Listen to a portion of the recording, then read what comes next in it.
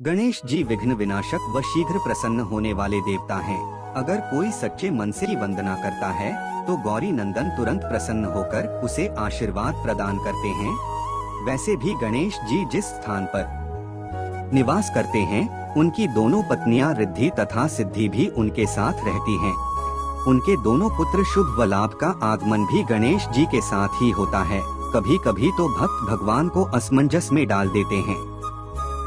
पूजा पाठ व भक्ति का जो वरदान मांगते हैं वह निराला होता है। काफी समय पहले की बात है, एक गांव में एक अंधी बुढ़िया रहती थी। वह गणेश जी की परम भक्त थी। आंखों से भले ही दिखाई नहीं देता था, परंतु वह सुबह शाम गणेश जी की बंदगी में मग्न रहती। नित्य गणेश जी की प्रतिमा के आगे बैठकर उनकी स्तुति करती, भजन गाती व समाधि में लीन रहती। गणेश जी बुढ़िया की भक्ति से बड़े प्रसन्न हुए। उन्होंने सोचा, यह बुढ़िया नित्य हमारा स्मरण करती है परंतु बदले में कभी कुछ नहीं मांगती, भक्ति का फल तो उसे मिलना ही चाहिए। ऐसा सोचकर गणेश जी एक दिन बुढ़िया के सम्मुख प्रकट हुए तथा बोले, माई, तुम हमारी सच्ची भक्त हो। जिस श्रद्धा व विश्वास से हमारा स्मरण करती हो हम उससे प्रसन्न हैं। अत तुम जो वरदान चाहो हमसे मांग सकती हो। बुढ़िया बोली, प्रभु, मैं तो आपकी भक्ति प्रेम भाव से करती हूँ, मांगने का तो मैंने कभी सोचा ही नहीं। अत मुझे कुछ नहीं चाहिए।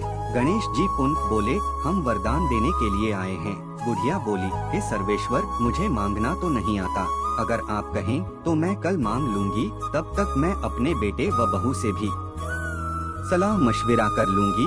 गणेश जी कल आने का वादा करके वापस लौट गए। बुढ़िया का एक पुत्र व बहू थे। बुढ़िया ने सारी बात उन्हें बताकर सलाह मांगी। बेटा बोला, माँ, तुम गणेश जी से ढेर सारा पैसा मांग लो, हमारी गरीबी दूर हो जाएगी, सब सुख चैन से रहेंगे। बुढ़िया की बहू बोली, नहीं, आप एक सुंदर पोते का वरदान मांगे, वंश को आगे बढ़ाने वाला भी तो चाहिए। बुढ़िया बेटे और बहू की बातें सुनकर असमंजस में पड़ गई। उसने सोचा, यह दोनों तो अपने अपने मतलब की बातें कर रहे हैं। बुढ़िया ने पड़ोसियों से सलाह लेने का मन बनाया। पड़ोसन भी नेक दिल थी। उसने बुढ़िया को समझाया कि तुम्हारी सारी जिंदगी दुखों में कटी है, अब जो थोड़ा जीवन बचा है वह तो सुख से व्यतीत हो जाए। धन अथवा पोते का तुम क्या करोगी? अगर तुम्हारी आँखें ही नहीं हैं, तो यह संसारिक वस्तुएं तुम्हारे लिए व्यर्थ हैं। अत तुम अपने लिए दोनों आँखें मांग लो। बुढ़िया घर लौट आई। बुढ़िया और भी सोच में पड़ गई। उसने सोचा, कुछ ऐसा मांग लूं जिससे मेरा बहू व बेटे सबका भला हो, लेकिन ऐसा क्या हो सकता है? इसी उधेड़पुन में सारा दिन व्यतीत हो गया। बुढ़िया कभी कुछ मांगने का मन बनाती तो कभी कुछ, परंतु कुछ भी निर्धारित न कर सकी। दूसरे दिन गणेश जी पुनः प्रकट हुए तथा बोले, आप जो भी मांगेंगे वह हमारी कृपा से हो जाएगा, यह हमारा वचन है। गणेश जी के पावन वचन सुनकर बुढ़िया बोली, हे गणराज, यदि आप मुझसे प्रसन्न हैं, तो कृपया मुझे मन इच्छित वरदान दीजिए। मैं अपने पोते को सोने के गिलास में दूध पीते देखना चाहती हूँ। बुढ़िया की बातें सुनकर गणेश जी उसकी सादगी व सरलता पर मुस्कुरा दिए। बोले, तुमने तो मुझे ठग ही लिया है। मैंने तुम्हें एक वरदान मांगने के लिए बोला था, परंतु तुमने तो एक वरदान में ही सब कुछ मांग लिया। तुमने अपने लिए लंबी उम्र तथा दोनों आँखें मांग ली हैं। बेटे के लिए धन व बहू के लिए पोता भी मांग लिया।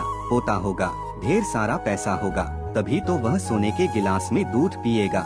पोते को देखने के लिए तुम जिंदा रहोगी, तभी तो देख पाओगी। अब देखने के लिए दो आँखें भी देनी ही पड़ेंगी। फिर भी वह बोले, जो तुमने मांगा वे सब सत्य होगा। यूं कहकर गणेश जी अंतर्ध्यान हो गए। कुछ समय पाकर गणेश जी की कृपा से बुढ़िया के घर पोता हुआ। बेटे का कारोबार चल निकला तथा बुढ़िया की आंखों की रोशनी वापस लौट आई। बुढ़िया अपने परिवार सहित सुख पूर्वक जीवन व्यतीत करने लगी। इस तरह गणेश जी अपने ही भक्त के द्वारा ठगे गए। अगर वीडियो अच्छा लगे तो वीडियो को लाइक करें और चैनल को सब्सक्राइब करें। धन्यवाद।